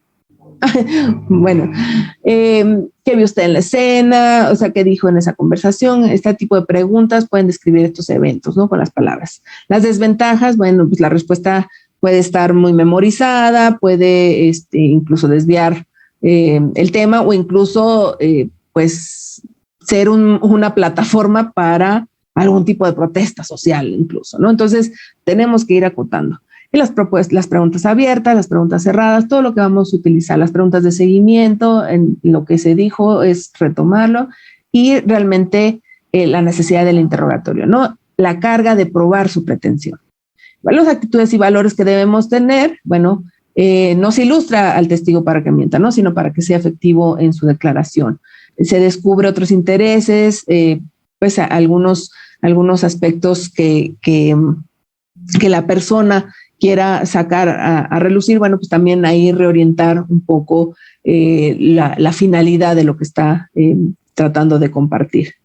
Y si no llevamos a ese testigo para expresar su opinión, sino nada más para que le consten los hechos, ¿no? Entonces, siempre acotarlo en el sentido de qué es lo que queremos que diga. Entonces, recapitulando un poco sobre el interrogatorio, bueno, es una estrategia probatoria testimonial, nunca debe faltar la estructura de planearlo, llevarlo a cabo, cómo vamos a aportar, proceder a este interrogatorio, ilustrarlo, al ilustrarlo que describa bien la escena, debe develar la razón por la cual está ahí, las preguntas deben estar dirigidas al testigo que dé una visión panorámica, la confiabilidad y veracidad, que no pierda el rumbo del interrogatorio y utilice bien el tiempo para que él desconcentre el objetivo, inicie y termine su interrogatorio con estas frases de impacto o con oraciones fuertes y hacer todo tipo de preguntas, ¿no? Para que también sea un poco variada la forma en la que obtenemos la información. Y bueno, como técnicas del contrainterrogatorio, no menos importante, pero el contrainterrogatorio en cierta forma va a utilizar esos puntos que en el interrogatorio se dieron, ¿no? Esos puntos que pudieron ser débiles o que queremos demostrar que lo que está tratando de presentar la contraparte puede ser un traspié o un error, una mentira. Vamos a buscar contradicciones para dar sobre ese aspecto. Por eso, si en el interrogatorio el que toma notas es importante, en el contrainterrogatorio es mucho más, ¿no? Porque vamos a ir precisando las preguntas enfocadas a lo que queremos debilitar. Y bueno, también aquí es muy importante decir que el contrainterrogatorio requiere de mucho más práctica que el propio interrogatorio, ¿no? Aquí sí van a haber preguntas sugestivas, pero las respuestas tienen que ser muy concretas. Entonces, aquí es importante que se reconozca estos elementos de la práctica y no dejar de lado que se aproveche el contrainterrogatorio, porque si bien es cierto, mis propios testigos me van a dar mucha información, lo que yo desacredite de los testigos de la contraparte va a fortalecer mucho más mi teoría del caso, ¿no? Entonces, el contrainterrogatorio va a ser la clave del éxito o del fracaso del caso. Es el arma de doble filo más peligrosa en el arsenal del abogado litigante, por lo que dicha arma debe cuidarse debidamente. Para poder hacer un buen contrainterrogatorio, los sujetos procesales tienen que conocer las reglas del juego, ¿no? La mejor estrategia y el arte de la guerra. Entonces, sí vamos a jugar, pero no hay que jugar sucio. Entonces, sí es muy importante entender que el contrainterrogatorio no es destruir al testigo, es destruir su testimonio, ¿no? Recordemos la parte de los derechos humanos. Es algo muy importante y por eso comencé esta charla con ustedes argumentando el elemento de la garantía de la dignidad, de la protección de los derechos humanos, porque yo quiero destruir lo que la persona está diciendo, no destruir a la persona. Atacar la credibilidad personal del testigo es, en cierta forma, porque lo que me está diciendo no tiene credibilidad, ¿no? El atacado por las influencias, prejuicios, los intereses, motivos, convicciones. O sea, es decir, ¿qué es lo que lo llevó ahí que pueda demeritar que lo que está diciendo realmente no tenga un interés oculto, ¿no? La credibilidad del testimonio, la percepción, la memoria, la disposición, la comunicación, o sea, todo lo que podemos ver los puntos flacos de si era de tal día que estaba lloviendo, estaba oscuro y demás, ¿cómo puede asegurar que efectivamente vio a esa persona, ¿no? O sea, los defectos de la percepción de la memoria, la falta de credibilidad, pues a lo mejor incluso el interés que pueda llegar a tener la persona en que el acusado pues pueda salir libre, no sé, ¿no? Sacar a relucir lo que el testigo no dijo, ¿no? Porque lo que no dijo y que sí lo dijo previamente en alguna declaración es importante que se retome y se le pregunte, usted en la declaración que se rindió tal fecha, tal, dijo, cito, si me permiten, tal. ¿Fue esto lo que usted dijo en esa fecha? Sí. Porque actualmente dijo esto o omitió decir esto, ¿no? O sea, tratar de que no se explique, ¿no? Porque también es algo muy importante, o sea, dentro de la estrategia del contrainterrogatorio es evitar que la persona tenga el espacio para explicarse, ¿no? No el por qué no, sino más bien, ¿lo dijo o no lo dijo? ¿No? O sea, acotarlo. En el interrogatorio sí, pero en el contrainterrogatorio es lo más concreto posible, porque lo que queremos es dejar claro que lo que está diciendo no tiene credibilidad. Hacer puntos para el alegato de la conclusión, también lo que estamos retomando, y justamente que no se dijo o sí se dijo en el contrainterrogatorio va a ser importante para también nuestro cierre. ¿Se debe siempre contrainterrogar? Bueno, dependiendo, ¿no? Se debe pensar si es necesario o no contrainterrogar al testigo. Puede haber un testigo que incluso ya en sí mismo haya habido muchas confusiones, esté muy nervioso o nerviosa o definitivamente ya no tenemos elementos para contrainterrogar, mejor no lo hagamos, ¿no? Hay un claro entendimiento de lo que se piensa obtener del testigo, entonces sí hay que contrainterrogar, ¿no? Debe preguntarse si el testimonio va a afectar, o sea, lo que, como es una moneda al aire, aun cuando sea planeada y aun cuando sea estratégica, muchas veces lo que preguntemos puede resultarnos o puede afectarnos la teoría del caso, ¿no? Y tenemos que asumir esa consecuencia, ¿no? Y es necesario contrainterrogar porque se trata de un testigo creíble o el contenido de su declaración me afectó de manera directa en el caso. O sea, en ese sentido sí tendría la obligación de realizar un contrainterrogatorio. ¿Cómo planear el contrainterrogatorio? Bueno, la lista de los hechos relevantes que cada testigo empezó a compartir, se hace de manera directa, se interroga al testigo y de manera directa se contrainterroga. Entonces, yo tengo muy claro y muy fresco lo que acaba de decir la persona, ¿no? Las fortalezas, las debilidades tienen que ser de dos tipos, las del testigo y las del testimonio. Y bueno, tiene uno que demostrar las preguntas o fortalecer estas preguntas desde qué es lo que quiero combatir, ¿no? Insisto, no queremos destruir al testigo, queremos destruir su credibilidad, destruir lo que dijo, ¿no? Y conocer la falta de coherencia entre la manifestación probable de la prueba, conocer muy bien, por supuesto, la prueba para poder atacar lo que se dijo y vaya tomando apuntes de lo que está planteando en el interrogatorio. Ya tenemos un poco corto el tiempo, pero vamos a darle cierre a esto. Bueno, inteligentemente las preguntas y no se lance contra la presa, ¿no? Primero fortalezca la posición y luego decida qué debilidades del testigo. Es decir, incluso muchas veces puede llamar la atención a aquel que hace el contrainterrogatorio de, oye, está tratando al testigo como un testigo hostil y no lo es. Entonces, tenga esa prudencia de contrainterrogar, pero no como un testigo hostil, o sea, le está contestando con una manera adecuada, ¿no?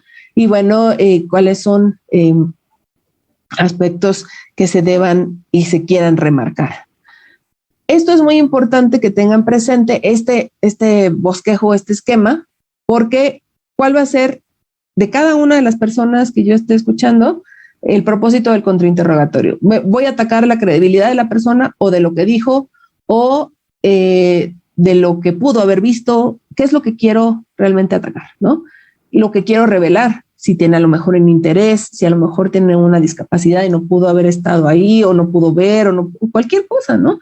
Y temas a tratar, bueno, puede ser que haya un interés de noviazgo, de embarazo, una promesa de matrimonio que no se cumplió, entonces ahí a lo mejor puede ser algo que sea necesario atacar, ¿no? La organización lógica, todo proceso de contrainterrogatorio tiene que tener una organización lógica, ¿no? Sacar del testigo cualquier testimonio que favorezca mi posición, aunque sea muy mínima, eso es lo que voy a buscar. Factores personales, desacreditar el testimonio, extraer toda la información que se pueda para combatir lo que me afectó en mi teoría del caso. Y también algo muy importante, saber cuándo detenerse.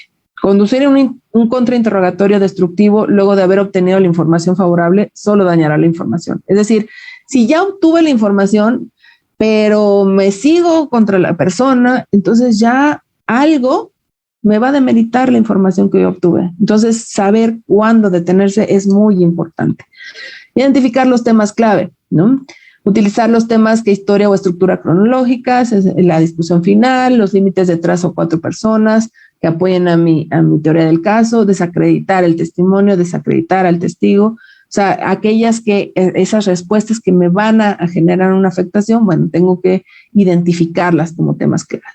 Las contradicciones que surgen, como les comentaba, a veces el tema de memoria, pueden haber algunas situaciones que puedan, por el tiempo que ha pasado, por la situación, incluso hay algunas personas que pudieron haber pasado procesos personales de enfermedad, ahora que pasó el tema de la pandemia, hay algunas afectaciones del post-COVID, como la memoria o incluso la visión, o sea, muchas cosas que pudieran llegar a afectar y pudieran ser elementos que se puedan atacar, ¿no? La utilización también en este caso del contrainterrogatorio de apoyos visuales, porque a lo mejor retomar incluso el mismo mapa y decir, a ver, si usted dice que estaba aquí y la persona estaba acá, pero aquí hay un muro, eso no se mencionó, lo del muro, entonces, ¿cómo usted pudo haber visto de manera adecuada si hay un muro, no? O sea, esa parte que a lo mejor fue omitido obviamente en la declaración, pero que en el contrainterrogatorio también se pueden retomar estos apoyos audiovisuales. Reglas, es muy importante. Observar y escuchar el relato también del testigo, ¿no? Porque finalmente, ¿de dónde voy a obtener los apuntes? Y también tengo que ver cómo se comporta el testigo. Si yo quiero atacarlo desde la perspectiva del contrainterrogatorio, tengo que ver ese comportamiento, ese lenguaje no verbal que también me está comunicando. No repetir el interrogatorio, eso simplemente puede ser objetable, entonces no repetirlo, ¿no? Sino más bien solamente esos puntos que pudieran llegar a afectarme en mi teoría. Tener siempre claro el objetivo del contrainterrogatorio, ¿no? La planeación y la secuencia trabajada va a permitir reorientar y seleccionar los temas efectivos que me van a ser útiles. Comience y termine fuerte también en el contrainterrogatorio, ¿no? Anticipe la probable respuesta antes de preguntar. Si yo nada más por no dejar el contrainterrogatorio la hago y digo, no lo hubiera hecho porque lo que me respondió más bien me viene a todavía terminar de arruinar más mi teoría del caso, pues entonces mejor debí de haberlo preguntado, debí de haberlo razonado mucho más pausadamente antes de verdaderamente contrainterrogar. Formular preguntas sugestivas. Aquí, recuerden, aquí sí hay sugestivas, sí son cerradas y son seguras, ¿no? ¿Por qué? Porque yo sí puedo decir, el coche que usted describió que era rojo, que era de modelo tal, y que estaba parado tal lugar, ¿realmente era rojo o usted lo vio como un rojo, ¿no? O sea, sí o no. O sea, ya ahí está uno dándole la sugestión. Y la persona puede decir sí. Y entonces se muestra a lo mejor el apoyo audiovisual y se muestra y era café. ¿Es el mismo auto que usted vio? ¿Sí o no? Sí, pero porque usted dijo que era rojo, sí o no, ¿no? Entonces ahí vamos ya en sí mismo demeritando lo que verdaderamente el testigo, porque ya estamos induciendo a las respuestas y por eso también nos sirven también las estrategias de los apoyos audiovisuales. No pelear tampoco con el testigo, o sea, no es un tema de atacar a la persona, es una estrategia, ¿no? Entonces hay que ser fuerte con los temas sin ser agresivo, ¿no? Pelear con el testigo va a desconcentrarnos del objetivo del contrainterrogatorio y lo debilita. No pida al testigo que explique, eso nos lleva a perdernos, ¿no? Porque él si explica puede tener la oportunidad de precisar lo que no se dijo en el interrogatorio y fortalecer más a la contraparte. Detenerse cuando haya terminado, una vez que manifieste las contradicciones, hasta ahí. Evadir la tentación de hacer la última pregunta, porque una última pregunta puede poner en riesgo incluso lo que ya se obtuvo de información en ese contrainterrogatorio, ¿no? Es nuevamente lo que comentaba, saber cuándo detenerse, no solamente desde la perspectiva de no atacar o no ser hostil o no ser violento, sino también hay cosas que ya se obtuvieron, ya no hay que ser tan ambiciosos de querer obtener más. Si queremos fortalecer, ya se obtuvo el elemento que queríamos, ya no seguimos, ya no continuar. Las actitudes y valores dentro del contrainterrogatorio. Esencialmente son 4. No debemos utilizarlo para atacar a un testigo por sí mismo. Si es creíble, dice la verdad, no tiene interés más que en ayudar a la justicia, no se ha contradicho, no se debe contrainterrogar. O sea, no es un tema de ganar por ganar, sino sobre todo el Ministerio Público, todos los elementos que presenta incluso pueden ayudar a fortalecer la teoría del caso de la contraparte, porque lo que se busca en el sistema de justicia penal acusatorio es que se logre esa justicia, ¿no? Y si yo tengo elementos y pruebas que pueden fortalecer a la contraparte, tengo que ofrecerlas como Ministerio Público. Entonces, no es destruir al testigo. Y además, y bueno, se está corroborando que es veraz su dicho, pues tampoco, ¿no? El contrainterrogatorio debemos ser amables, educados con la persona y duros con la mentira, ¿no? Y el interés ilegítimo. No siempre la equivocación o el error es sinónimo de una mentira. Debemos revelar las fallas del testigo, no debemos avergonzar o atacar a la persona, sino a su dicho y a la causa del error. No siempre el interés legítimo de la persona es el interés legítimo de la justicia. Esto es algo que debemos revelar, resaltar del testigo, pero sin atacarlo por ello, ¿no? Y bueno, recapitulando un poco del contrainterrogatorio, si es conveniente o no contrainterrogar, el propósito se debe planear, se debe buscar cualquier elemento que pueda ser útil, desacreditar el testimonio, por supuesto, terminar con factores personales que puedan desacreditar o poner en duda al testigo, como el parentesco y demás, pero no a la persona, ojo, ¿no? O sea, nuevamente hago el énfasis en eso. Apoyos visuales para demostrar lo que encontramos, demostrar al testigo que pues, el conocimiento de los hechos, si se desvía de la verdad, repetir la pregunta que no respondió, acotarlo a las respuestas y, por ejemplo, hago preguntas al perito, en el caso de testigos peritos, de pues, los honorarios, su área, el tiempo de experiencia, la opinión, o sea, todos los criterios que pudieran llegarme a afectar a mi teoría, pero que si yo encuentro el punto débil, pues van a justamente a ayudarme en esa conclusión. Y bueno, esto un poco es un tema muy, muy, muy rico, muy amplio. Espero que haya sido lo suficientemente comprensible. Y bueno, si ustedes quieren realizar alguna pregunta, adelante. Muchísimas gracias. Muchas gracias, doctora. Muchísimas gracias por dejarnos con muchísima claridad, muchísima robustez en tu exposición, la relevancia y la importancia de las habilidades de entrevista en el proceso de interrogatorio y contrainterrogatorio, ¿no? Muchísimas gracias. ¿Alguna pregunta que quieran hacerle a la doctora, por favor? Levanten su mano, les voy dando la voz para que no se atropellen.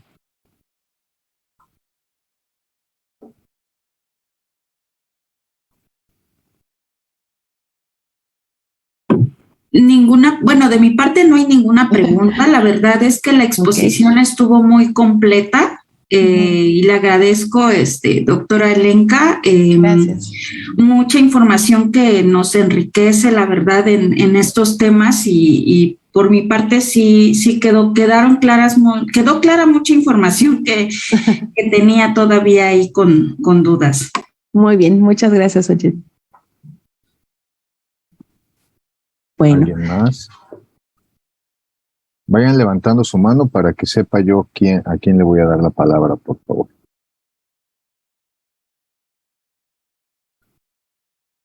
Creo que quedó muy claro. Mientras o muy dudoso, una de dos. Sí. No, muy claro, maestra. Yo creo que fue bastante claro. Igual que Xochitl, nada más agradecer, pues esta exposición. La verdad es que de mi parte no hay dudas. Creo que fue bastante clara la exposición, la información. Muchas gracias. Muchísimas gracias también.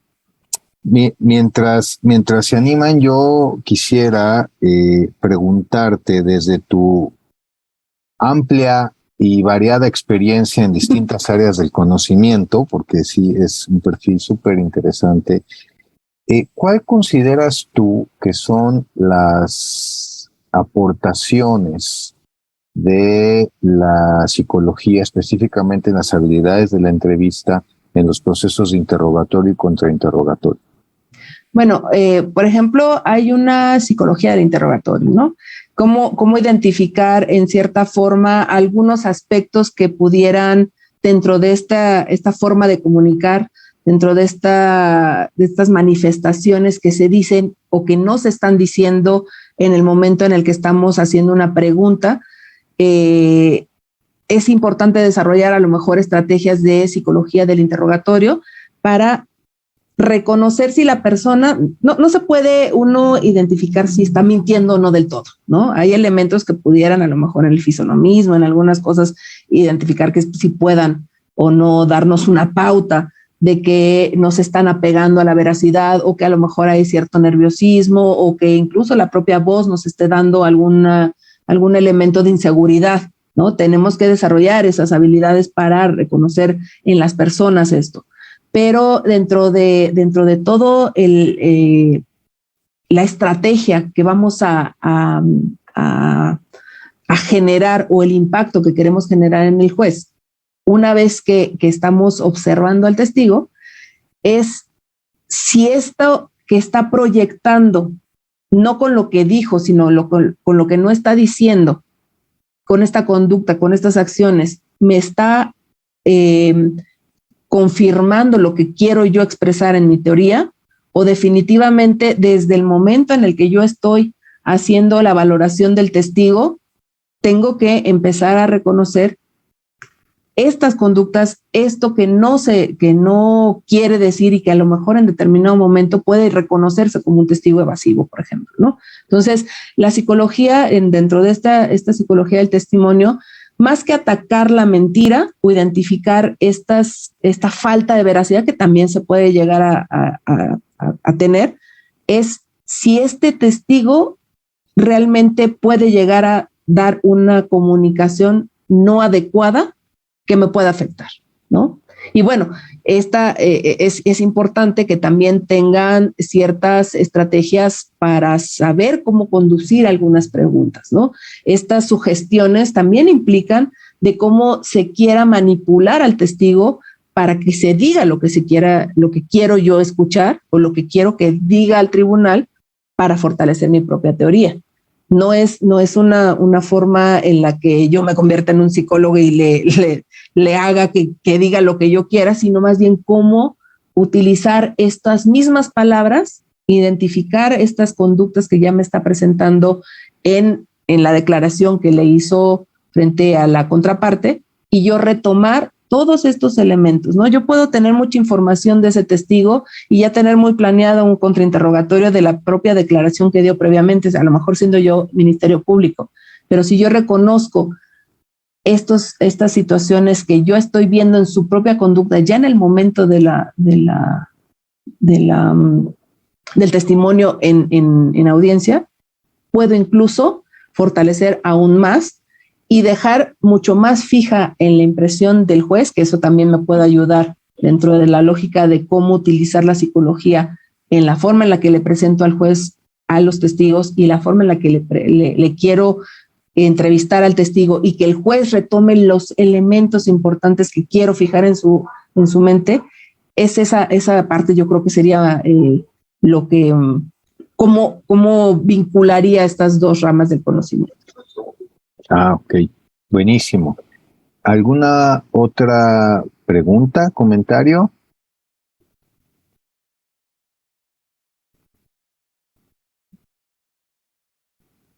¿no? Mencionó, perdón, estaba checando aquí de la información que nos proporcionó la doctora sobre la reforma que más impacto ha tenido es la reforma de derechos humanos, nos comentó. Ajá.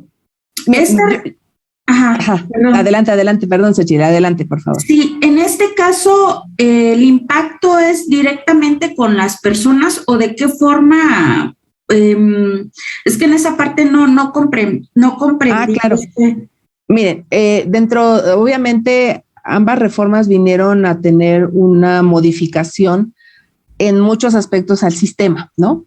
Hablando del sistema de justicia penal, la reforma de 2008 vino a modificar absolutamente todo, cómo se valoraba a la víctima, cuáles se garantizaban los derechos al imputado y cuáles elementos podían ser o no considerados dentro de una validez dentro de los procesos, por ejemplo, de estándares y demás.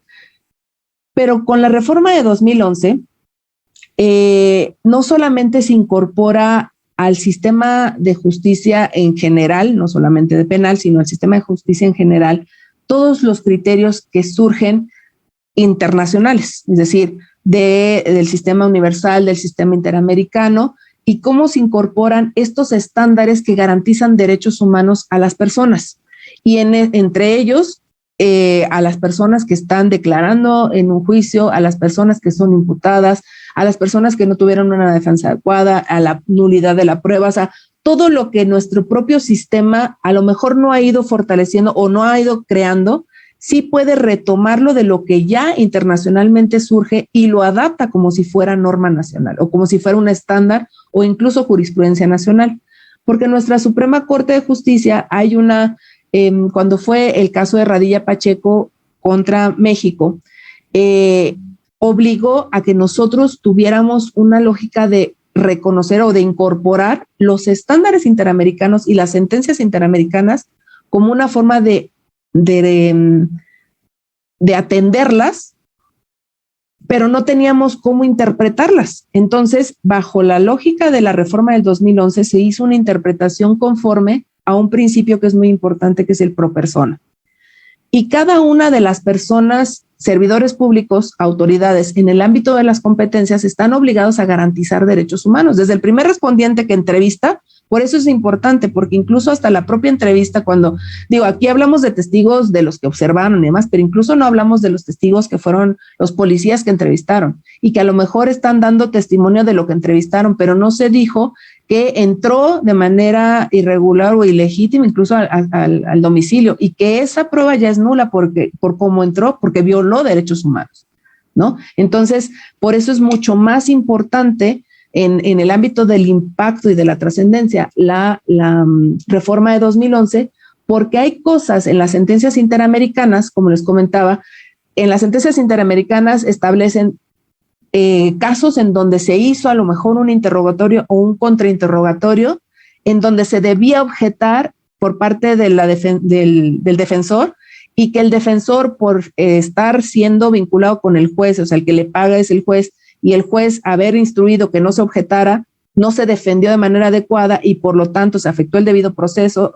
Cuestiones así generan un estándar en donde se dice que ahora en todos los juicios que se debe objetar y no se objete, se reconozca que eso que se está haciendo es violatoria de derechos humanos, ¿no? Por decirlo de alguna manera. Entonces, ese estándar lo retomamos y lo tenemos que aplicar como si fuera una jurisprudencia que se hubiera generado en México, aun cuando la sentencia hubiera sido generada en contra de Uruguay, por ejemplo, ¿no?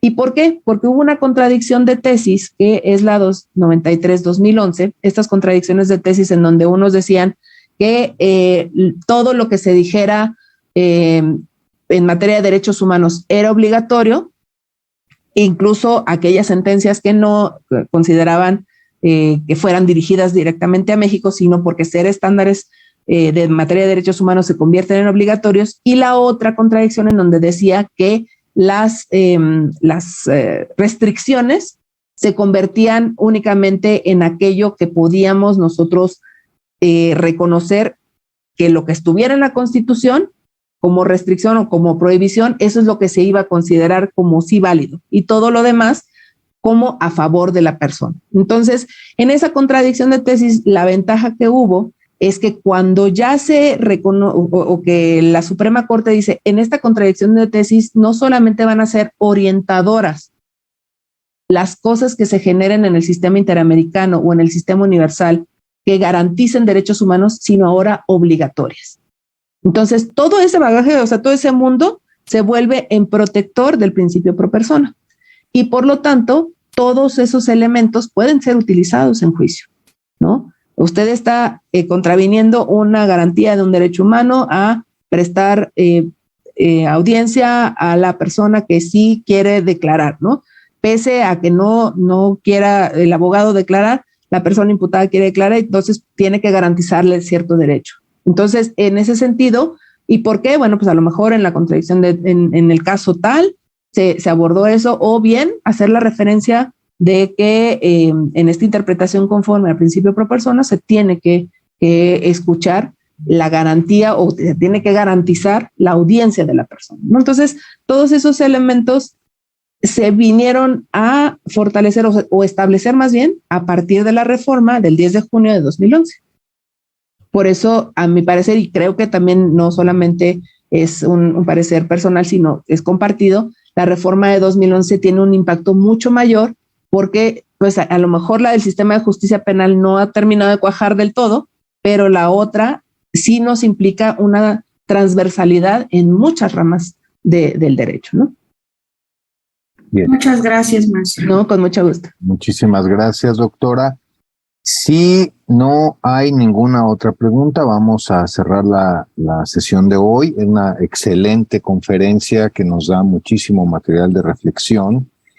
Y bueno, a nombre personal, agradezco infinitamente. A nombre de la Universidad de las Ciencias, agradezco la conferencia de la doctora Fabiola Elenca Tapia Mendoza.